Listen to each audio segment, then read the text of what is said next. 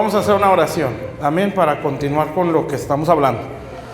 Padre Celestial, estamos delante de tu presencia. Te damos muchas gracias, Señor, por permitirnos estar aquí en tu casa y acercarnos hoy delante de ti, Señor. Gracias, Padre Santo, y te pedimos que nos sigas hablando, Señor. Sigas abriendo nuestro entendimiento. Gracias, Padre, por ser nuestro Dios y nuestra fortaleza, Señor. Yo declaro que abres nuestro entendimiento cada día más, Señor, y que tú te glorificas en todo esto. Te lo pedimos, Padre, para gloria y honra de tu nombre. En el nombre de Jesús, amén. Bueno, Dios les bendiga. Quiero que vayamos al Evangelio de Lucas. Lucas capítulo 2. Bueno,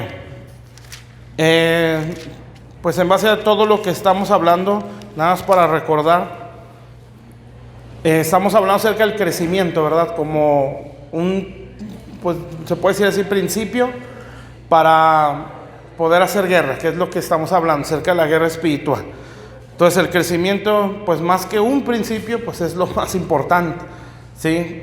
Crecer, acuérdense, en el Señor, crecimiento no es tanto los años o el conocimiento, ¿sí? Bueno, de hecho no es eso, ¿sí? Crecer es la evidencia de crecimiento en Dios es la mentalidad, ¿sí? La mentalidad, la conducta y el carácter principalmente, ¿sí? Que obviamente pues eso encierra muchas otras cosas, ¿verdad? Pero si una persona crece en conocimiento o en conocimiento intelectual o en Biblia, pues conoce Biblia, pero no ha crecido o no ha cambiado sus actitudes, pues no está creciendo, ¿sí?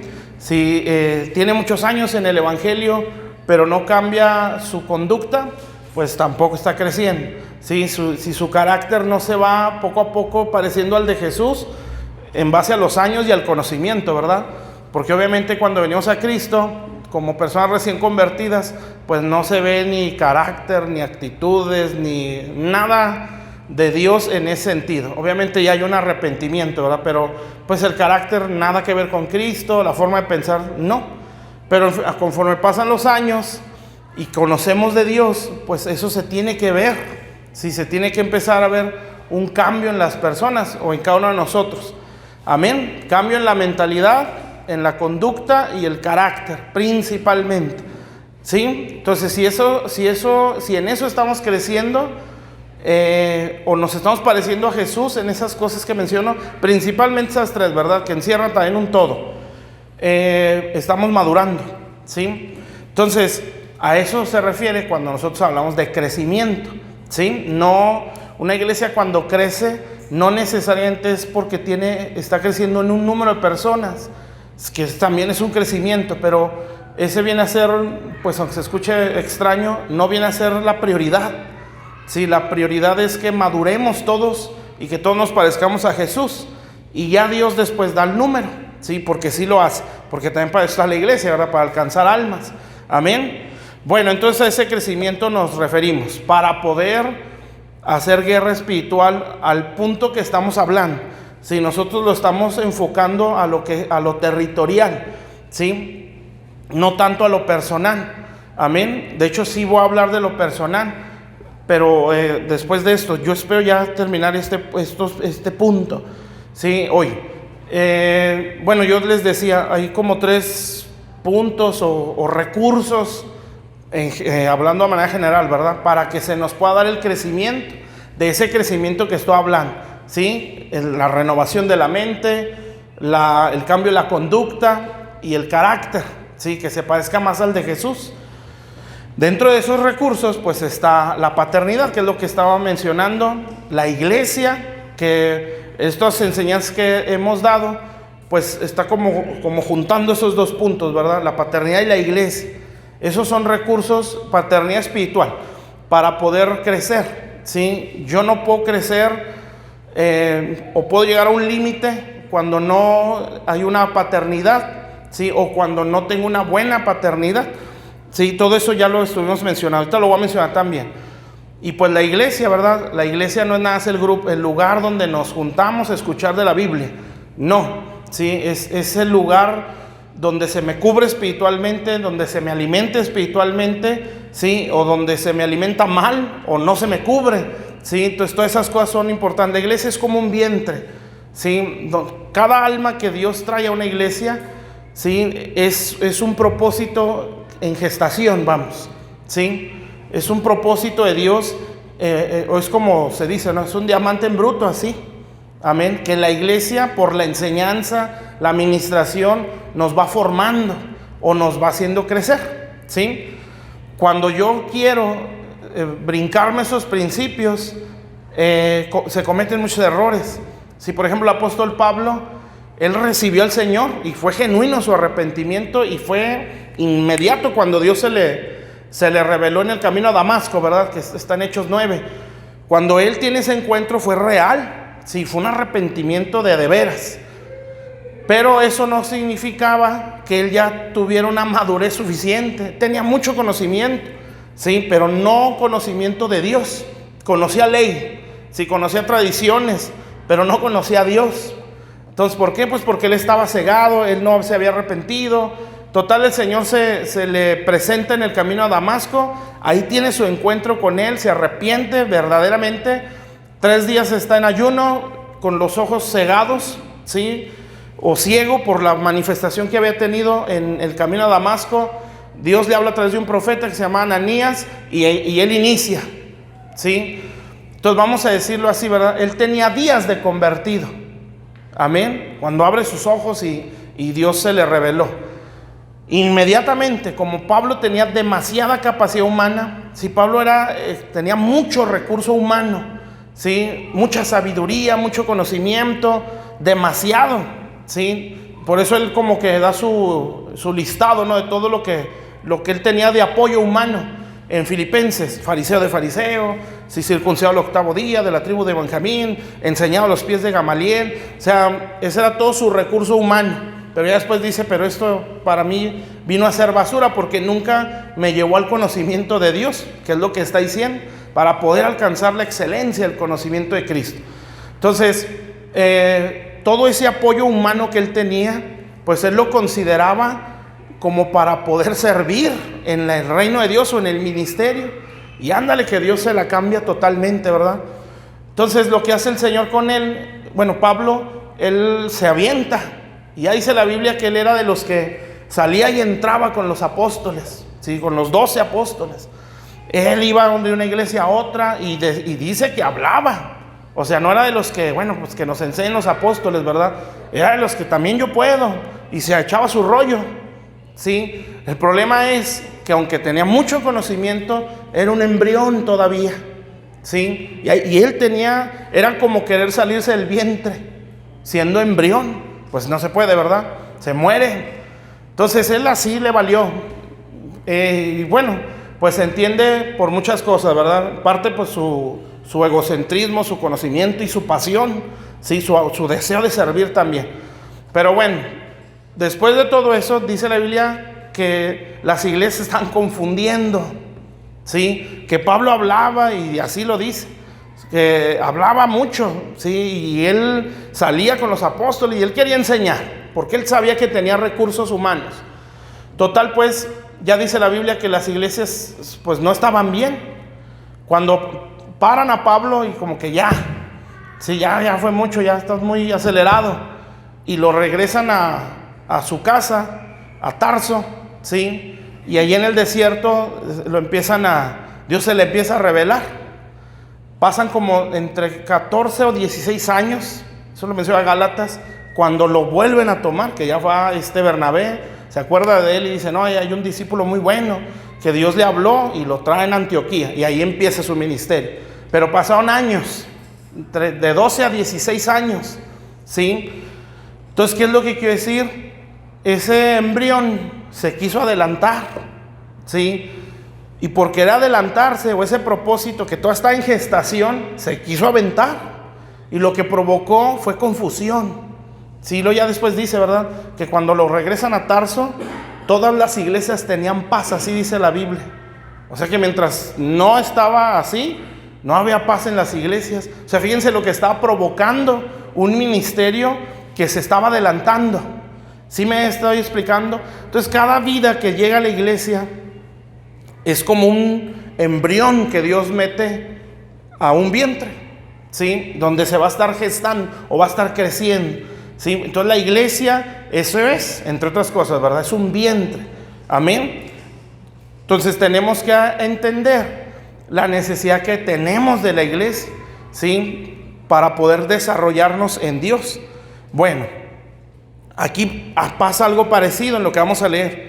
Bueno, vamos a leerlo de una vez. Entonces estoy hablando el principio de la iglesia, ¿verdad? La iglesia y la paternidad. Aquí ya lo estamos juntando. Las dos enseñanzas también así está como que pegado. Y aquí también lo vamos a juntar así. ¿Por qué es importante esto? Porque si esto no se entiende, es ir a la guerra o es un suicidio, pues, un suicidio espiritual, ¿sí? Si hay pérdidas, aunque pareciera cotorreo, no, yo lo he visto, ¿sí? Gente que se mete en esas áreas sin principios, si cae, ¿sí? Entonces no es un juego. Pero bueno, entonces ya después vemos la lucha personal como parte del crecimiento. Si no sé pelear la personal, no se puede tampoco. Bueno, entonces Lucas 2, versículo, bueno, vamos a ver desde el versículo 46. Lucas 2:46. Entonces aquí es cuando Jesús, pues él va a la sinagoga, ¿sí? En las fiestas que hacían los judíos en ese tiempo. No sé si es la Pascua, me parece que sí, la fiesta de la Pascua, dice el primer versículo, el 41. Entonces ellos van a esa fiesta y pues Jesús me parece que tenía entre 12 años, creo, ¿sí? Entonces estaba niño, estaba adolescente todavía. Pero este hombre pues va, el Señor va y llega a la sinagoga, ¿verdad? Y empieza. Y entonces imagínense si Pablo, con todo ese conocimiento, tenía el empuje de hablar. ¿Se imagina a Jesús? Que él sí conocía a Dios, ¿sí? Entonces la tremenda, ya quiero empezar, ya quiero decir. Pero el Padre decía, no, todavía no. Porque Jesús viene a ser un modelo absolutamente en todo para nosotros, ¿sí? Absolutamente todo. Sí, obviamente es Dios, ¿sí? Porque Jesús es Dios y es hombre. Pero en esa humanidad vino a ser un ejemplo en absolutamente todo para nosotros, incluyendo eso, ¿sí? Entonces el Señor, pues quiere empezar y empieza a hablar. Y ahí dice aquí la Biblia que Jesús empieza a hacerles preguntas y que todos se quedan impresionados. ¿Cómo es que hacía ese tipo de preguntas siendo un niño? ¿Sí? Y pues, obviamente el Señor no se fue con el pueblo, el Señor se fue con los líderes y les empieza a hacer preguntas. Pues los dejó con la boca abierta, ¿verdad? Porque ¿cómo es posible que a esa edad tuviera todo ese entendimiento? Bueno, vamos a leerlo pues. 46 les dije, ¿verdad? Fíjense lo que dice. Dice, aconteció que 3 días después le hallaron en el templo. Bueno, es cuando el Señor en la Pascua pues se les pierde a los papás. Dice, sentado en medio de los doctores de la ley. En medio, o sea, estaba dando cátedra, ¿sí? Aquí el detalle es que no era el tiempo, ¿sí? Por eso vino a ser ejemplo en todo para nosotros. No quiere decir que el Señor la regó. Es un ejemplo que Dios nos dejó aquí. Dice, sentado en medio de los doctores de la ley y oyéndoles y preguntándoles, ¿sí? Qué tremendo, ¿no? Yo me imagino su desesperación por empezar. Dice, todos los que le oían se maravillaban de su inteligencia y de sus respuestas. Cuando le vieron, bueno, ¿por qué tenía esa inteligencia? Hablamos como humano, porque leía la ley, ¿sí? O sea, Jesús no era de que soy la ley y no necesito leerla. Sí, yo soy la palabra encarnada.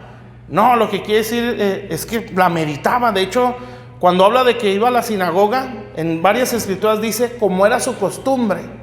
O sea, el Señor no iba nada más de vez en cuando.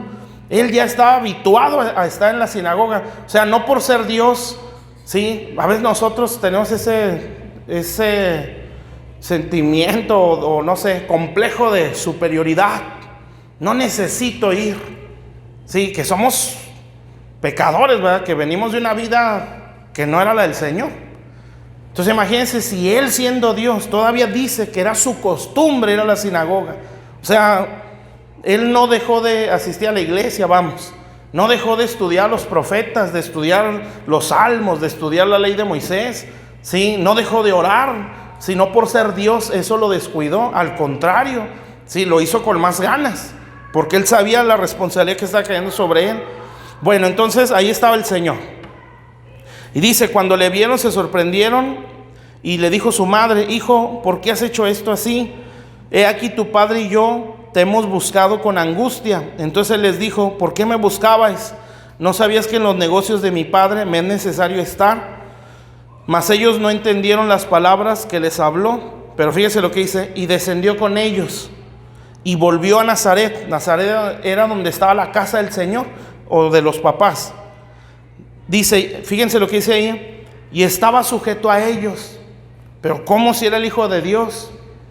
Pues porque era un propósito en un vientre. ¿Sí me explico? Entonces, ¿dónde está el Señor? ¿O a dónde volvió? Volvió a la casa con sus papás.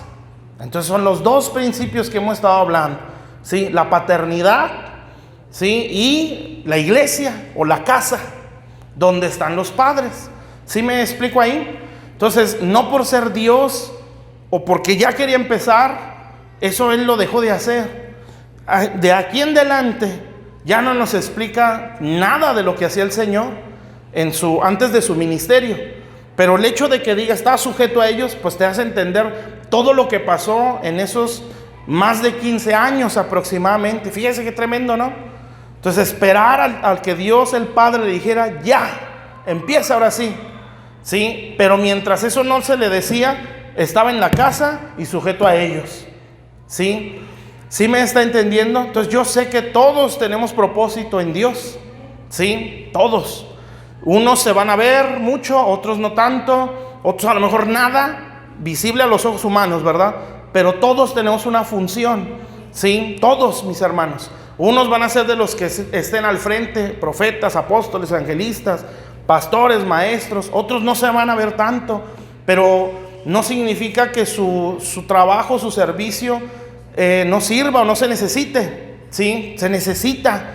Amén. Dicen algunos, no, son 5 ministerios los que se ven, pero hay una mano que los sostiene. ¿Sí? Y bueno, un brazo. Y habla la Biblia también en Efesios 4, cuando habla de los 5 ministerios, dice: para la obra del ministerio, para la edificación del cuerpo de Cristo, algo así dice. O sea, se refiere a los que aspiran al ministerio y a los otros miembros, que a lo mejor no es su llamado, pero son parte de ese cuerpo. Pocas palabras, ¿verdad? Se necesitan las dos áreas, tanto los que están al frente, que se ven, como los que no se van a ver. ¿Sí? O sea, todos tenemos un propósito en Dios. No fuimos alcanzados nada más para estar sentados y aprendiendo. No, tenemos una función. ¿Sí está claro? Pero eso no se desarrolla fuera del vientre. Entonces Jesús tenía un propósito, obviamente, ¿verdad? Era salvar al mundo, entre otras cosas. Pero no por ser Dios se salió del vientre. Entonces él tuvo que regresar, ¿sí? Con sus padres, vamos a verlo así, ¿verdad? Padres espirituales, en el sentido que estamos hablando, ¿sí? Y a la casa donde ellos estaban. ¿Y qué dice ahí? Y estaba sujeto a ellos. De ahí en adelante no se explica nada, como decía ahorita, ¿verdad? Pero esas palabras nos dan a entender cómo fue su vida después de ese día. ¿Sí me explico? Bueno, entonces ahí están esos dos principios, ¿sí? Iglesia, paternidad, ¿sí? Las primeras palabras que habló Jesús en el Nuevo Testamento, que están en Mateo 3 o 4, bueno, cuando lo bautiza Juan, debe ser el 3. ¿Sabe cuáles fueron? Él dijo, esas son las primeras palabras del Nuevo Testamento: es necesario. Si le dice a Juan: bautízame. Y Juan le dice: no, pues ¿cómo te bautizo? Si yo debería ser bautizado por ti. Le dice: no, porque es necesario que cumplamos toda justicia. ¿Sí? Entonces él respetó o ¿cómo le puedo decir? Actuó con justicia. ¿Sí? Entonces usted y yo vemos que la forma en la que describen al padre terrenal, que era José, era que era justo. ¿Sí? Entonces fíjese bien lo que está reproduciendo José. Entonces, un padre espiritual, o nosotros cuando tenemos una paternidad, si nosotros estamos como tomando del Espíritu por la palabra, la enseñanza, la administración, el consejo y la convivencia que se tiene con aquella persona. Entonces está absorbiendo. Y vean cómo como describen a José, así inició hablando Jesús. ¿Sí? De José se dice era justo. ¿Sí? Y pues eso también implica un montón de cosas, ¿verdad? Casi siempre que habla o describe a una persona como justa en la Biblia, se refiere también a su conducta. ¿Sí? Entonces este hombre era muy justo y pues ya se ve su conducta, ¿no? No quiso difamar a María, a pesar de que dentro de su pensamiento fue, esta ya me puso el mal, o ya me puso los cuernos, dicho de una forma más clara. Sí, porque resulta que está embarazada, no está casada conmigo, sabrá Dios de dónde salió. Sí, pero dijo, si lo digo, la voy a difamar y la van a tener como adúltera y a lo mejor hasta la van a apedrear. Así es que me aguanto y no voy a decir nada y mejor la dejo secretamente. Entonces dice ahí, y lo hizo así porque era justo. ¿Sí? Entonces imagínense lo que se siente el adulterio. ¿Sí? Pues él probablemente lo sintió igual. Y peor, ¿verdad? Embarazada. ¿Sí? Y el embarazo no se sabe el primer día. O sea, esta ya tiene meses haciéndolo. ¿Sí? Pero como este hombre era justo, pues se aguantó. ¿Sí? O perdonó. Bueno, muchas cosas, ¿verdad? Que uno puede pensar o entender por eso. El punto que les quiero decir es que así como a José, el padre, así vino a ser el hijo. Entonces Jesús empieza hablando de justicia. ¿Dónde aprendió eso? En la casa. ¿Sí? Entonces si nosotros no entendemos o menospreciamos el vientre, ¿sí? Es que mi llamado, mis promesas, Dios me quiere usar y Dios me ha dicho, sí, pero eso está en el vientre. ¿Sí? Mientras no se dé a luz, eso sigue en el vientre. ¿Sí me explico, mis hermanos? ¿Sí? Entonces, por eso tiene que desarrollar. Entonces Jesús, en este sentido que estamos hablando, pues él ya estaba queriéndose salir del vientre, probablemente, ¿verdad? O en base a lo que estamos hablando. Pero ¿qué es lo que hace el Padre? Dios, pues vas para atrás. Sí, y no, te vas a quedar en el vientre sujeto a las autoridades que hay ahí. Amén. Y eso fue lo que él hizo.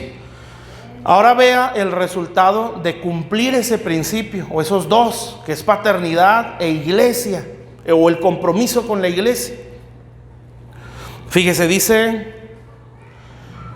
descendió con ellos, volvió, 51, volvió a Nazaret, o a la casa, y estaba sujeto a ellos. Entonces eso es compromiso con la iglesia, compromiso con una autoridad, ¿sí? Y luego dice, y su madre guardaba todas estas cosas en su corazón. Ahora fíjese el resultado de esa sujeción y de ese principio de compromiso con la iglesia. Jesús crecía. ¿Sí se da cuenta? No creció afuera. Ese crecimiento se dio adentro. ¿Sí? ¿Por qué? Porque son principios.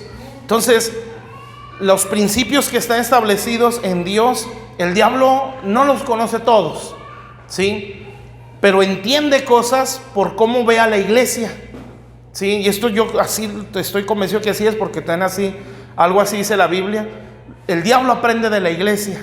Él no lo sabe todo. ¿Sí? Pues no es don diablo, no es don Satán. No, es Satanás, un ángel caído. ¿Sí? Que es él, sí, tiene una, ¿cómo puedes decir? Jerarquía muy alta a comparación de los demás, pero no es más que Dios. ¿Sí? Y de hecho tampoco debería ser más que el ser humano. El problema es que el ser humano le entregó ese reino. ¿Sí? Pero bueno, como no lo sabe todo, él ve a la iglesia. Y en base a lo que va viendo y oyendo, es como él teje la forma de atacarnos. ¿Sí? Porque él aprende en nosotros. Y eso dice Efesios. Efesios dice, la sabiduría de Dios que es dada a conocer a los principados y a las potestades por medio de la iglesia. Entonces ellos aprenden de lo que ven y oyen de la iglesia de verdadera, obviamente, ¿verdad? Bueno, entonces pues, ¿dónde crecía Jesús?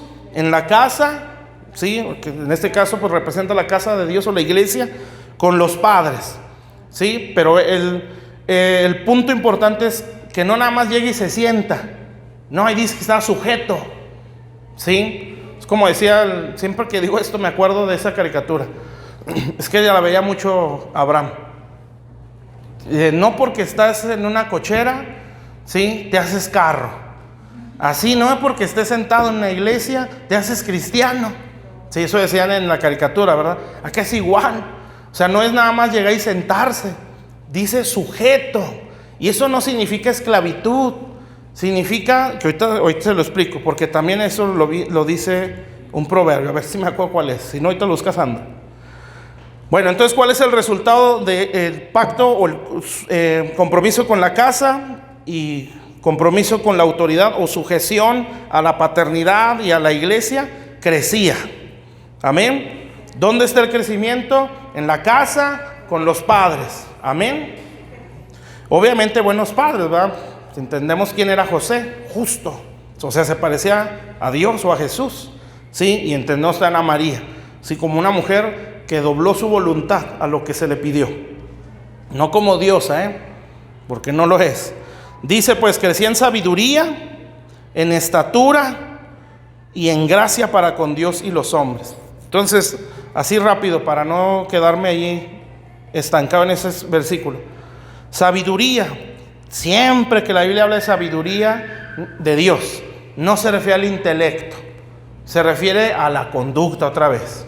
Y eso está en Santiago, ¿sí? Si hay celos amargos, dice, es más, creo que es Santiago 1, vamos a buscarlo para entender bien eso. Santiago creo que es el 1, si no ahí Sandra me corrige. Donde habla de la sabiduría que desciende de lo alto. Santiago. Dejen ver si es el 1. 1:13.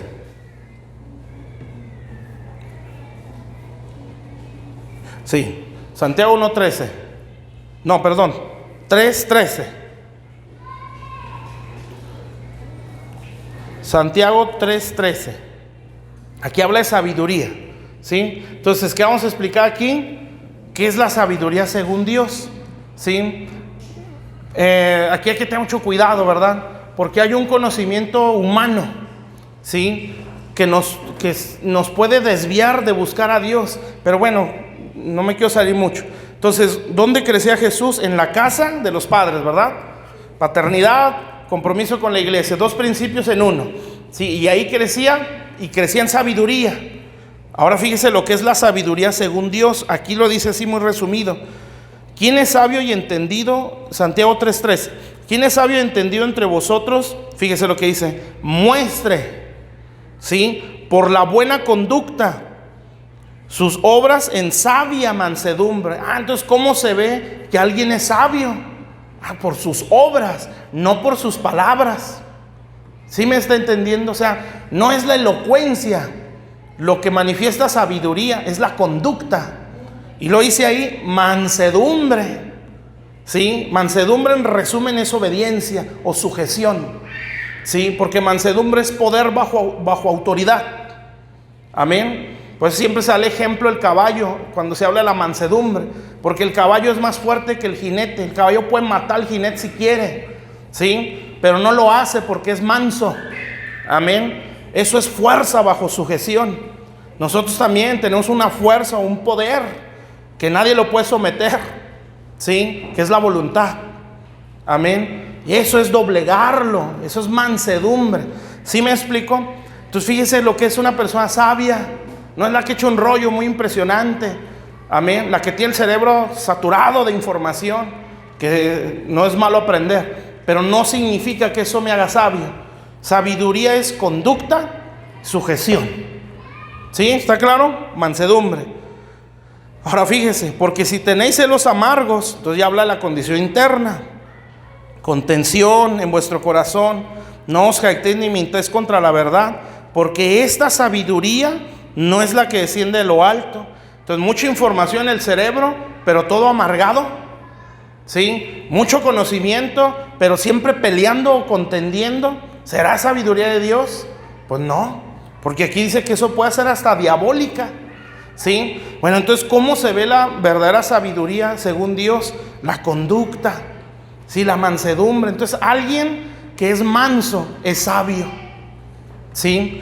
¿Está claro eso, pues? Bueno, entonces Jesús crecía en ese tipo de sabiduría.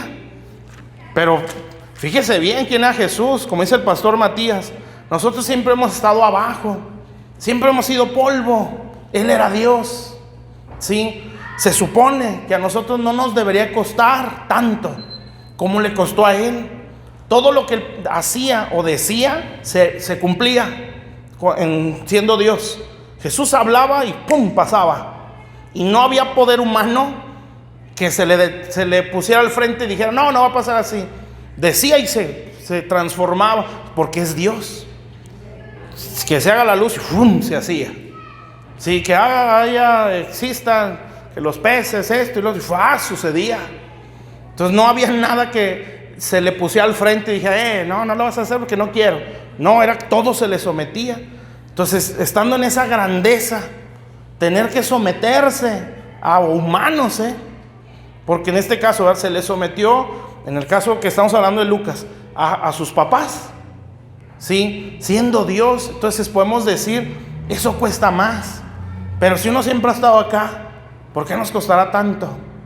¿Sí? Si no hemos tenido esa grandeza a la comparación de Jesús, ¿verdad? ¿Sí? Precisamente por eso es que Dios no entiende la soberbia. Pero siempre ha sido polvo. ¿Sí? Estás todo perdido. Si no fuera por mi gracia estarías en el infierno. ¿Cómo te cuesta tanto obedecer? Amén. Bueno, entonces en eso crecía el Señor, sabiduría. Y lo sigue diciendo, estatura. Hay una estatura a la que se crece, ¿sí? Que es la estatura del varón perfecto. Se refiere a Jesús. Eso está en Efesios 4. ¿Sí? Crezcamos a la estatura de un varón perfecto.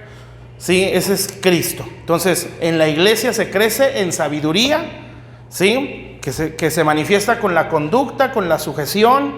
Amén. Y se crece en estatura, que se refiere al carácter de Jesús en mí. O sea, a menguar a lo viejo y crecer a lo nuevo en el Señor, o a la nueva naturaleza. Y luego después dice, y crecía en gracia para con Dios. Sí, gracia es favor. Amén. Entonces Jesús crecía en el favor para con Dios. O sea, Dios lo veía y el Padre actuaba o sentía favor para con él. Sí. Yo entiendo, ¿verdad? Cuando uno crece en gracia o en favor para con Dios, pues Dios sí cumple peticiones. Pero si se está creciendo en sabiduría y en estatura, pues las peticiones son otras, muy diferentes a las que no han crecido en eso. ¿Sí me entiende? Y para que yo pueda crecer en ese favor para con Dios, la Biblia me dice algo, ¿sí? Eso está en Hebreos. Y nos dice que Moisés, ¿sí?, el hombre más manso de toda la tierra, alcanzó gracia para con el Padre. Tanto así que Dios le dijo, ¿verdad? Bueno, Moisés en un tiempo le dice a Dios, Dios ya les dice, ¿saben qué? Tu pueblo es bien tremendo, ¿sí? Otra versión, ¿verdad? Más lagunera. Tu pueblo es bien tremendo, ya no los aguanto, no se someten a nada, no hacen caso de nada, quítate de enfrente de ellos porque los voy a matar. Y es más, no voy a ir yo con ellos, en todo este camino va a ir un ángel, porque yo no puedo estar con esa gente que es tremenda. Entonces Moisés dice, no, pues ten misericordia, y empieza a hablar con él, ¿no?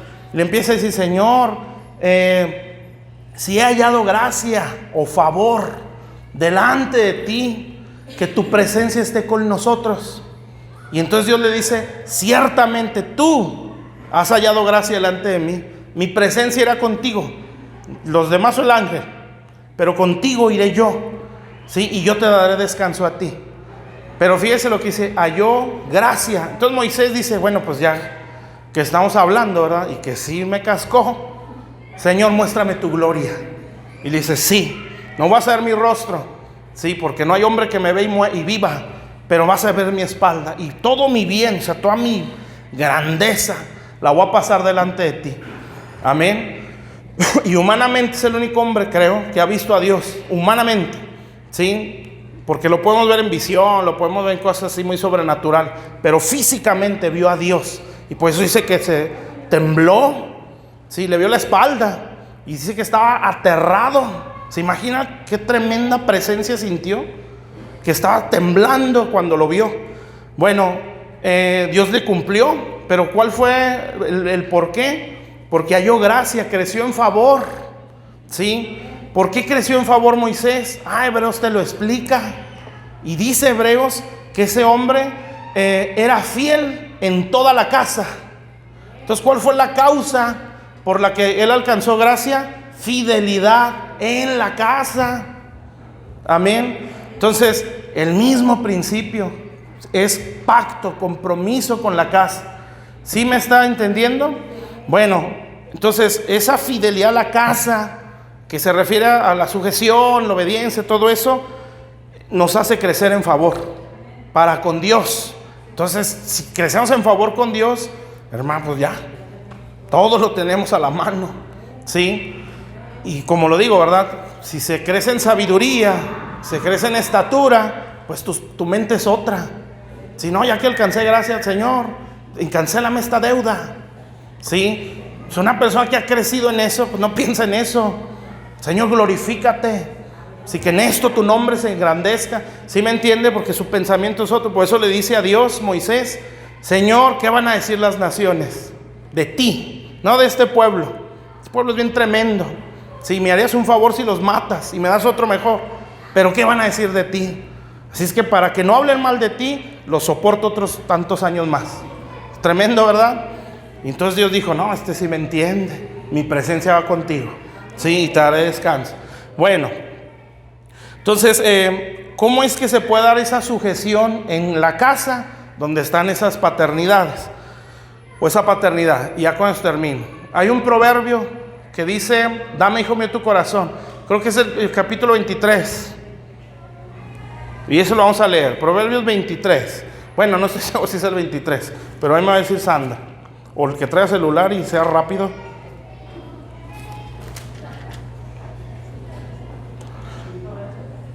¿Sí es 23? Dice: dame, hijo mío, tu corazón y anden tus ojos por mis caminos. Algo así, ya lo encontré. 23, 26. Proverbios 26, 23. 23, 26. Ya está acá enfrente también. Fíjense lo que dice. Entonces, ¿cómo es que se da esa sujeción? ¿Sí?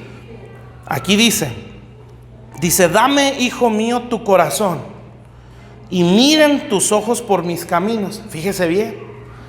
Sí, yo jamás voy a ver los caminos. Nunca voy a atender a los caminos que se enseñan en la iglesia o a la enseñanza si no doy el corazón. ¿Sí? ¿Esto qué quiere decir? No significa, porque aquí está hablándole un padre a un hijo. ¿Sí? Todos lo agarramos en ese contexto de que es Dios hablándonos a nosotros. Está bien, porque así es. Pero literalmente es un papá hablándole a un hijo. ¿Sí? Eso es. Puedo decir, si no estoy mal, era David diciéndole a Salomón. ¿Sí? Entonces imagínese que el pastor le diga: dame tu corazón. Usted va a decir: ¿quiere que lo idolatre o qué le pasa? ¿Quiere que lo idealice? Te acepto en mi corazón, pastor, como Señor y Salvador. No, ya se torció. Sí, vámonos de aquí. No se refiere a eso. No es idolatrar a los pastores, porque los pastores están tan defectuosos como cualquier ser humano. Amén. Pero cuando dice dame el corazón, dice, lo que quiere decir es dame la voluntad.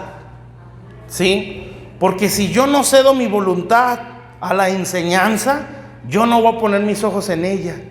¿Sí me entiende lo que quiero decir? Entonces, si mi voluntad, no, es que yo no creo que sea así. Para mí no es así.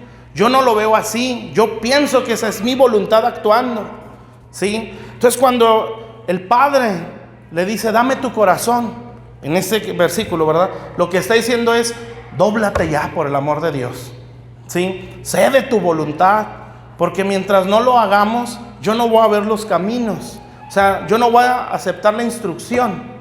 ¿Sí me está entendiendo? Por eso cuando uno habla de paternidad, ¿sí? Uno lo menciona así, ¿verdad? No es idolatrar. Amén. Hay pastores, entre comillas, que se dicen padres espirituales, pero a ellos sí les gusta exigir la honra.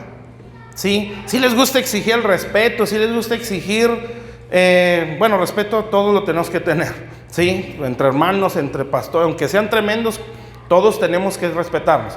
Me refiero a como que ténganme aquí.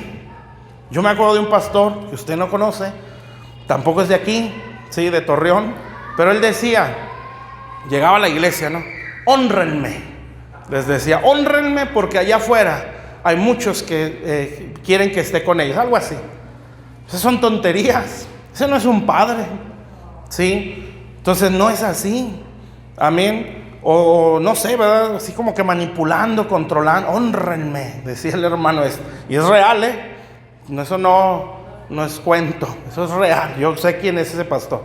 Hónrenme, ¿sí? Porque valórenme, porque allá afuera hay muchos que quieren que esté con ellos. O sea, como que aprovechenme la bendición que tienen aquí al frente.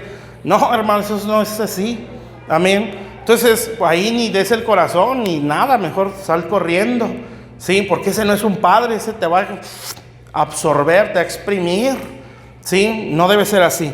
Pero aquí está hablando un verdadero padre. Amén. Y este padre le dice a su hijo, hablando de una paternidad espiritual, un hijo espiritual, dame tu corazón. Sí, porque si no lo haces, por más que enseñe y predique y te suelte todos los proverbios, ¿sí? No vas a querer atenderlos. Tus ojos no van a estar en eso. Tus ojos van a estar en otra cosa, o en otra persona, ¿sí? O en otro tipo de enseñanza, o en lo que yo pienso, en lo que yo creo, pero no vas a poder atender lo que se te enseña aquí. ¿Sí me explico? Entonces lo que hace el padre es, bueno, hay una paternidad, tienes que dar el corazón. Por eso les digo, ¿verdad? Qué difícil ha de haber sido para Ruth, Ruth, atender a las demandas de Noemí.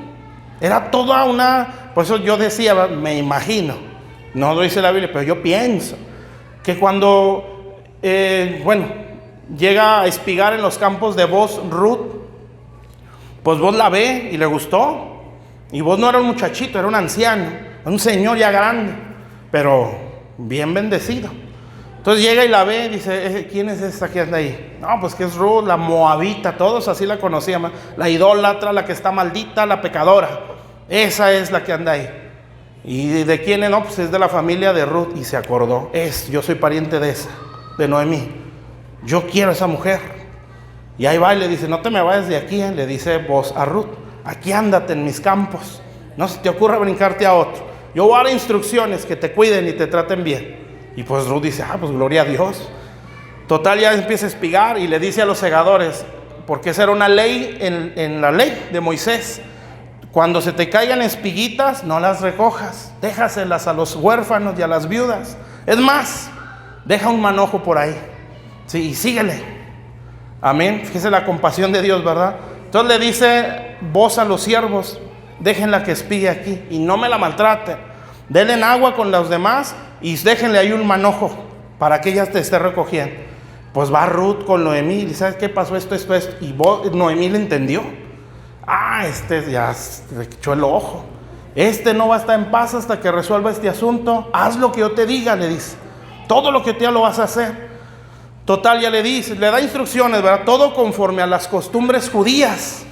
¿Sí? Se imagina a Ruth, tremendos judíos, qué tanto rollo, ¿no? Te gusta, agárrale, llévatele y se acabó. A lo mejor así eran en Moab, ¿sí? No conocían a Dios.